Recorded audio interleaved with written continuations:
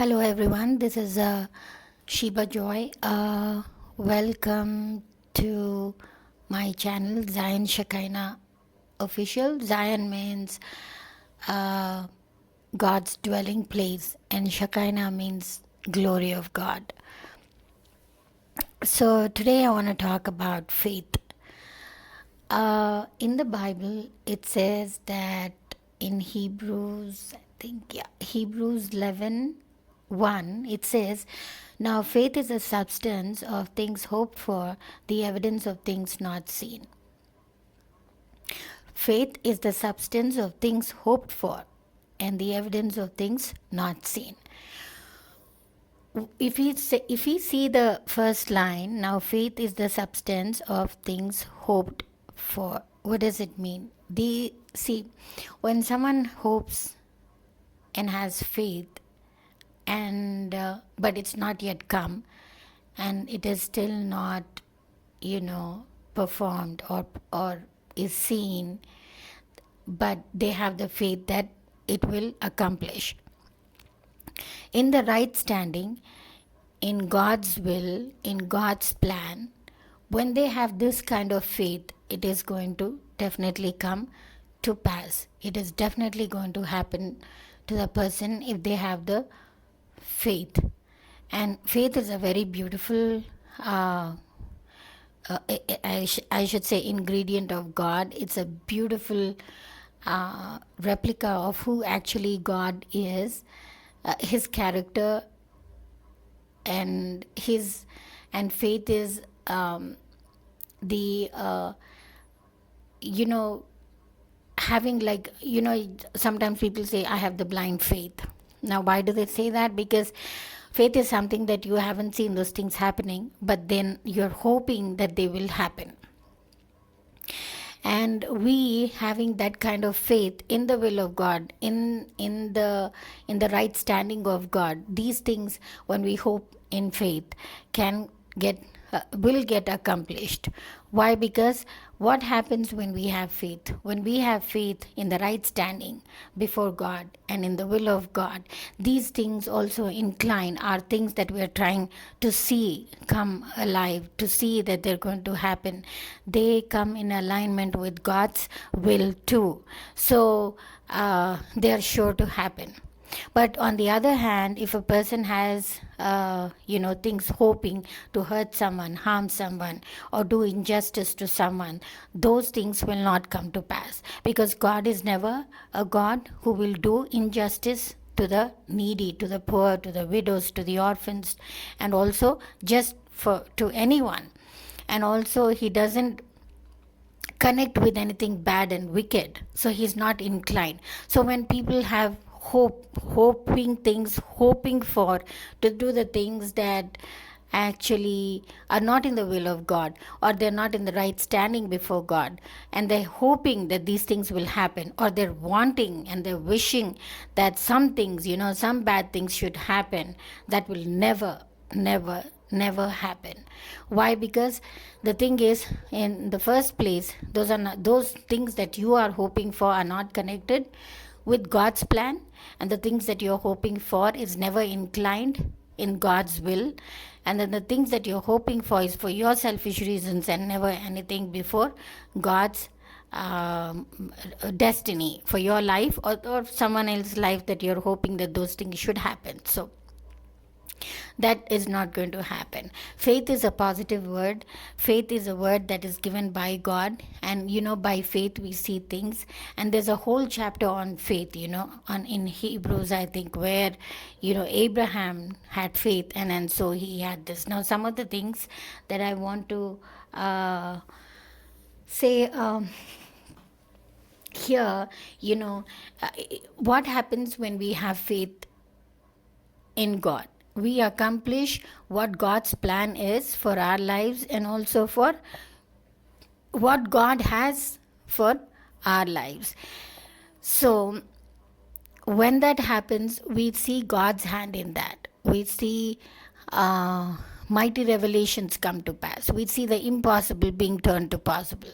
We see God's glory and manifestation in the things that we hope for when they come alive.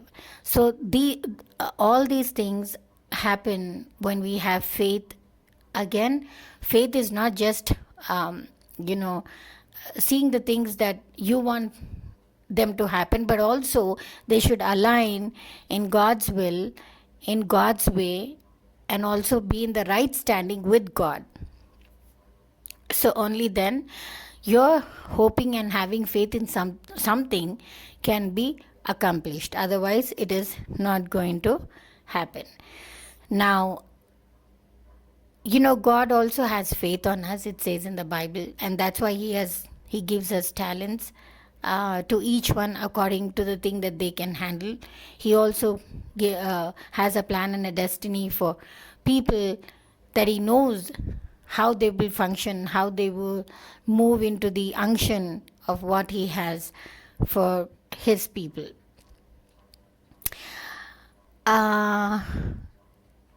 In knowing and understanding faith, I want to talk about few people in the Bible. There are many people, but I just want to talk about few people. And one is Daniel. If Daniel bowed to Nebuchadnezzar, what would happen?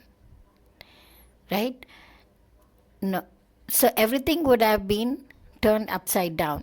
God's plan and destiny for his life and also for Israelites would never have accomplished it. But because Daniel had faith in God that one day they'll all be released from Babylon and they'll go back to their country, and they will be reunited as Israelites, Hebrews, that kind of faith in God made him trust more and have more faith in God, so that one day Daniel and his people will be freed from the bondage of Nebuchadnezzar.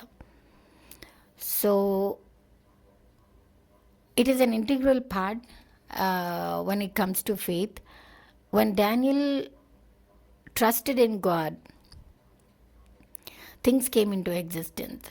And also, he depended on God to give him that faith, and whereby God also put his trust in Daniel, that Daniel would be able to bring about this, people, Nebuchadnezzar and the Babylonians, to follow the real God, to follow the living God, to follow the God Yahweh. So, faith, when we align with God, God's purpose and plans become manifested in us, through us, and for us, and for everyone. Now, the other person that I wanted to take is, if David got scared of Goliath, what would have happened? He would have never become the king. The Philistines would have taken over Israel probably, or if David also and they would have and Yahweh and God, Jesus, he won't have been glorified in Israel's life, because time and again, if you see, from the time Israel, the Hebrews were in bondage in Egypt for 430 years, and they came out, they saw the hand of God through and through and through. And I too can testify that. Many times I have seen the hand of God, and I'm still seeing the hand of God. So if David got scared of Goliath, he was just a boy, it's very easy and also excusable if he would have got scared of Goliath, because David was just a shepherd boy. He was not a king. He was not trained in the artillery. And if David got scared of Goliath, then it would have been, understandable. But it didn't happen. Why? Because from the beginning, David, as a shepherd boy, his eyes and his heart was inclined to God.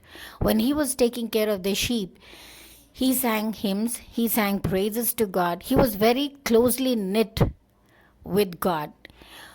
And God's heart just poured on David. That's why didn't he say later on that a man after God's own heart? I mean, that's such a big title, folks. I mean, I just get moved, and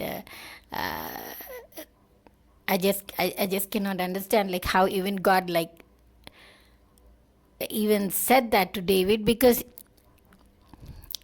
if he meant that David was a man after God's own heart, that means a lot.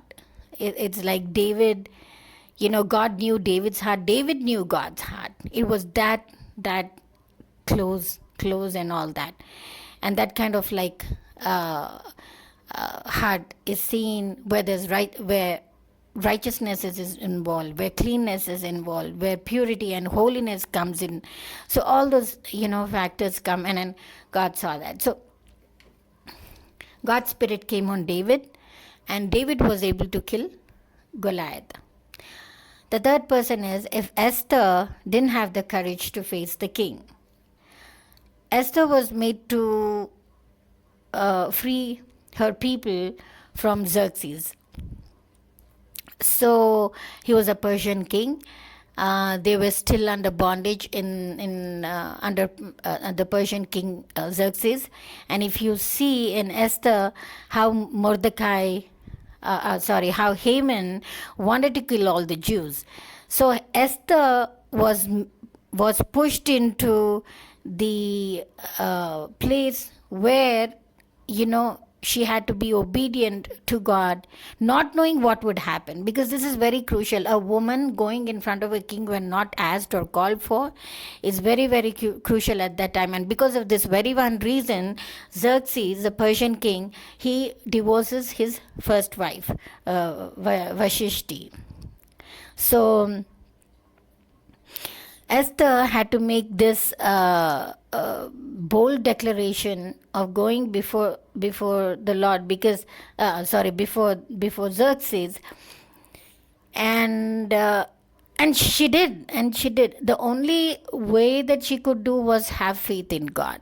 Have faith in the one who told her that he will mark her steps. He will see her through. He will make a miracle happen there. She did not understand how it's going to happen, because everything in the seen world was very, very impossible. Everything in the seen world was very delusional. Everything in the seen world was, in our intellectual, or in her intellectual thinking, was, even if she had wanted to plan and understand how God's going to do this, she could not understand, because everything was just opposite the way the things were seen and made there, and everything was not right there at all. But Queen Esther, she went and then she freed her people.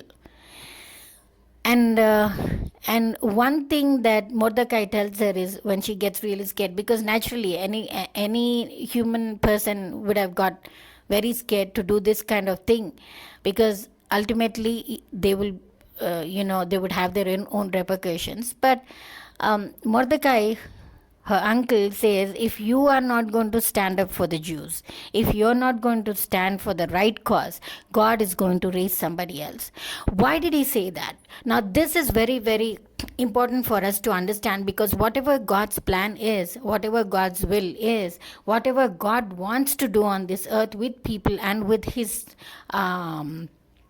plans, he definitely will do that. He's not going to deviate from the plans and say, oh, this person I chose is not doing what I wanted to, so let me drop the plan and let me go to plan B, or let me go to plan C. No, he's not going to do that. Instead, he's going to raise some other people to have that plan accomplished. But what he says will come to manifestation, because his word will not go void, it says in the Bible. It will not fall to the ground. It will go to manifest. So God in all his glory is not going to be backed up just because people cannot do that. So that Mordecai reveals to Esther. It's a big revelation. So because she was in his will, in God's will, that she's ordered to do that. Sometimes out of my own life also, I feel very scared to do some things that are not right. But when I'm reminded about God's goodness and his plan and purpose, I'm driven to do what he wants me to do. Because there are some things that we don't understand right now. I definitely don't understand how this whole thing is going to happen, how these other things are going to take place, or how those some other things are not going to happen. No, I don't understand those things. But one thing that I really have learned to understand from all the characters and from the past and the present life of mine and the future promises that God has given me is that he is going to make these things happen, because I've seen this. I've seen this, and I'm seeing it every day, that whatever his plan is, he's going to accomplish, folks. So no one can stop God's plan. It is in the foolishness of people to think that they can stop. Actually, they are not stopping people. They're not stopping things happening. They're not stopping things taking place, or the people to do the right things. But actually, in the spirit world, in the spiritual form, they're stopping God from doing that. They are thinking that they would stop God. They're trying to stop God. But behind the person who's doing the right things and want the right things to be done is God. So if you see a person A and want to fight that person and say that you're not going to let those things happen to them, it is not them. Behind them is God. And God wants that to happen. So who are you to stop that? You have no right to stop it. You cannot stop it. So get some sense in that and submit to God's authority. Otherwise, like other people who have lost their lives just by being disobedient and trying to object or stop something else, they lost their lives. So that is one example I wanted to give about faith. And the fourth one is Abraham. And we all know that Abraham, if Abraham lost his hope in the Lord, what would happen? If he lost hope for a minute, we could say, actually, I would not say he lost. Why? Because he was deviated of doing what he was supposed to do. That's what I think. And that's why he went and had a son, Ishmael, from Hagar. It was just a deviation. But he had his hope in the Lord, because Abraham was known as a friend by God, right? He was a friend to God. He walked with God, it says in the Bible. So this man, the father of all nations, he didn't have children for many, many years. And at 90, God told him that he's going to give him a son. And at 100, he definitely gave Abraham the son, Isaac. And all these years, Abraham put his hope and faith in God. And that's really difficult to do, because regardless of his age, regardless of his structure, regardless of his normal surroundings, regardless of he and his wife Sarah's childbearing age has gone, and regardless of everything that is like so not right in the worldly thinking, in today's world, a person needs to be young to have children. A person needs to be fertile to bear children. A person needs to have strength and vitality to have kids. So when all those factors are not there, still when God said that I will give you children, Abraham believed that. He had faith, because why? That is the heart of Abraham. And why? Because God said so. Some things, even though in the world we encounter many things that are so against, that are so impossible and all that, but when we have the faith, because God, see what happens, for the faith to come into existence, God already spoke. So what is faith is, I believe that when God tells you a plan, when God gives you a plan, when God gives us the plan, when God gives us the hope, when God gives us an unction, when God gives us something to do, He's going to make that happen. Why? Because it was not our plan, it was not our wish, it was not anything that we wanted to do, but it was His will, His plan, and He spoke. So we need to believe on that. When can we believe on that? When we have the faith in God that He's going to do all things in His time, and He will do it. What He said, He will do it. And when we say in His time, some people have the thinking of excuse me, they think that, oh, maybe when it'll take some years, or it'll take some lot of time and things like that. But in His time, for that perfectness to happen, for that perfection to happen, God is going to retain us to the ability that we can do those things for His glory. So we need to understand that. And we need to have faith in God. Because, see, all these people, if you have seen, they did not plan these things. They did not think, okay, we'll have plan A, plan B, plan C, and then we'll ask God to help us. No, it was God who told them that these things are going to happen. And then they believed in Him. They had faith in Him. And because they had faith in Him, these things already, it happened through them. But it was God's plan that these things should happen. So no one should ever oppose anything that God has said, and that God wishes for a particular thing. And the fifth person that I want to talk about is, if Hannah didn't trust her God. What would happen if Hannah didn't trust her God? She would never have children. All the time, because she was the second wife to Elkanah, and or Peniel, I think, yeah, his wife.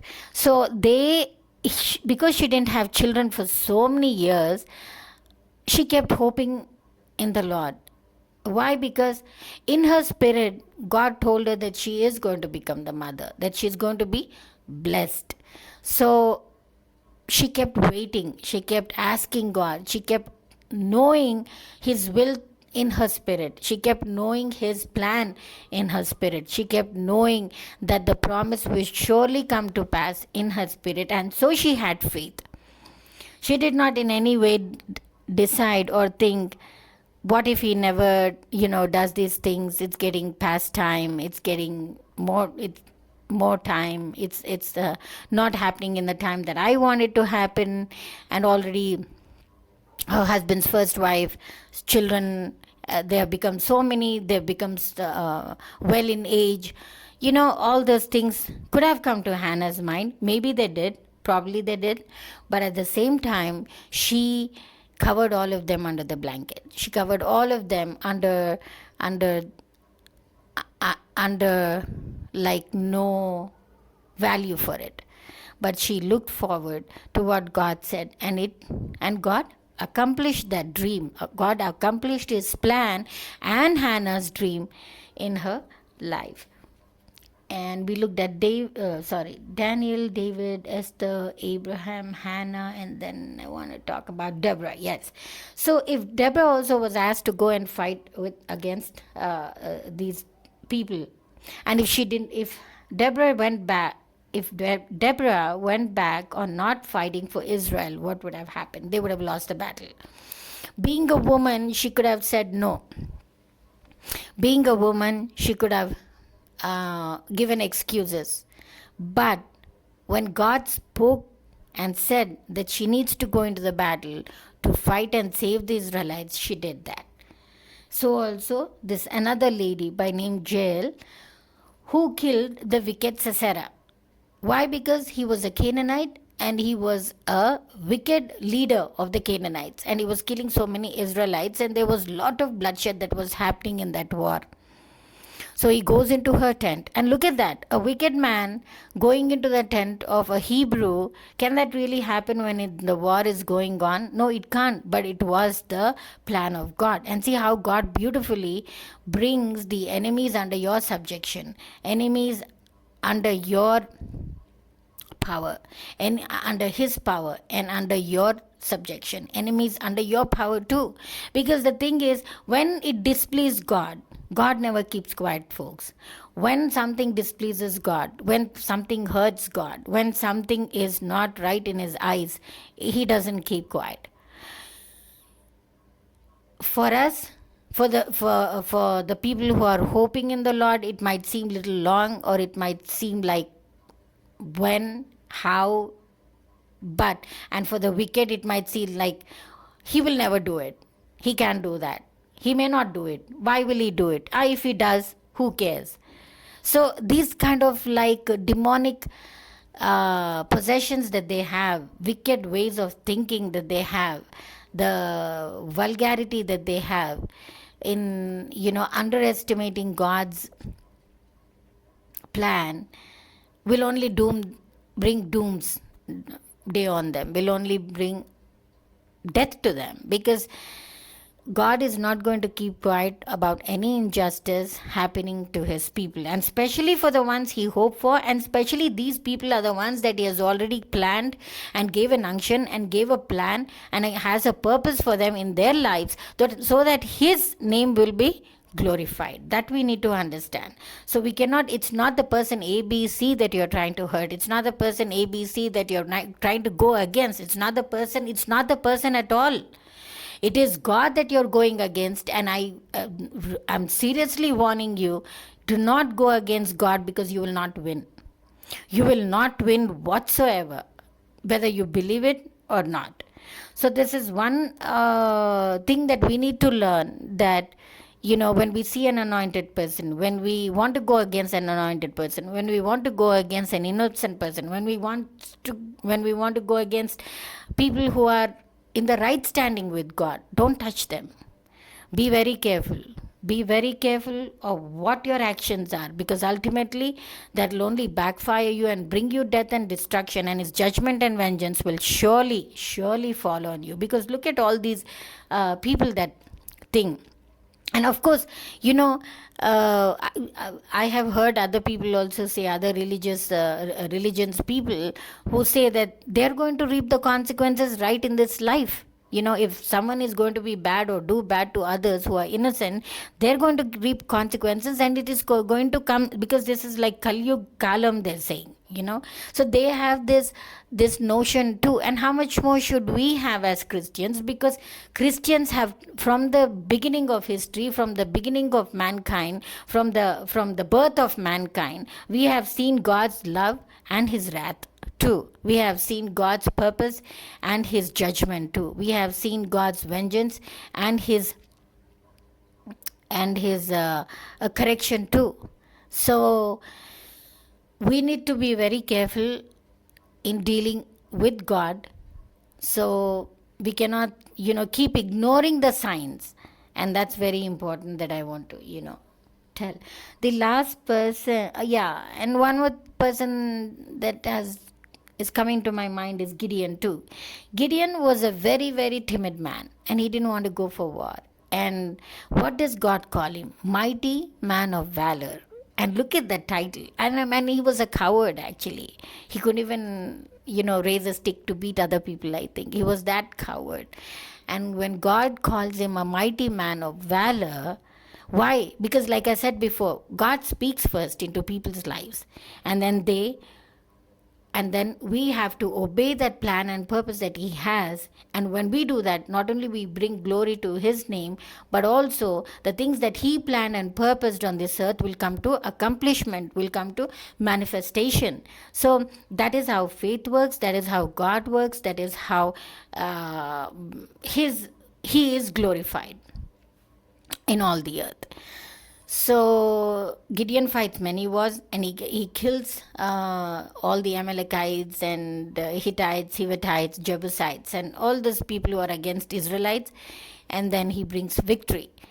So this is what I wanted to speak. Faith is something, it's really beautiful how Bible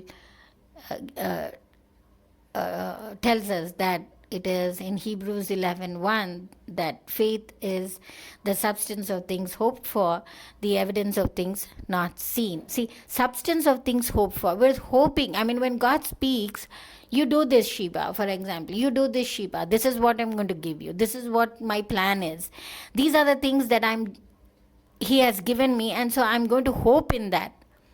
and then I'm going to put my faith in that, so that the evidence meaning the things will happen. When they happen, that is the evidence.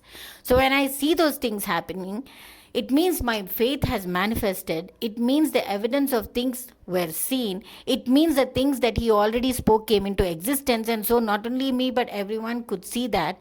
So that is what is faith. Now it's not just Sheba, but it's also many other people who want to put their hope in the Lord and derive his goodness and give him all the glory. Why? Because he is the one who is due to his name, due of glory to his name. So this is what I wanted to talk today about faith. And there are many examples in the Bible. I'm not able to think of all of them right now, but this is what it is now. I really want, I want to encourage each one of you folks, because it also says in the Bible that Jesus, we are hearing many things, that Jesus is coming very fast. Every knee shall bow, every tongue confess that Jesus is God. So it is going to happen. Why? It is written in the word. And when it is word, it is going to happen. And we need to understand that, there is nothing that you can take from this earth. There is nothing that you will also bring back to this earth. But all you can do is, make yourself safe, so that you will not go into hell, but you will go into heaven. And whether you believe it or not, this is real. Whether you believe it or not, this is going to happen with one's life, whatever religion they may be. There are only two paths, that is heaven and hell. And as long as people, and some people might think, we are on this earth, we'll enjoy as much as we can and all that stuff. But when they die and then see the hell and feel the flames and burning in fire and all that, that is when they will also know. And we have, and Jesus, he's so loving, he's so compassionate to mankind, because he made them. He also gave us a real lifetime example, and that is, the rich man burning in hell, and asking Lazarus to put one drop of water, and asking him or the angel to go back and send, asking the angel to go back and send, tell his relatives that hell is real. And if people come there, it is going to be gruesome than the pain they have caused others, and it is gruesome than the pain, that little bit of the pleasure that they have experienced on the earth. So it's nowhere compared to anything like that. So it is very, very real. I'm just wanting people to change their lives, know about God, fear him, and worship him and adore him, and come under his subjection, because after all, we are made by him. If we are made by him, he has every power to do what he has to do with our lives. So this is what I want to tell you. May the Lord bless this word. Thank you.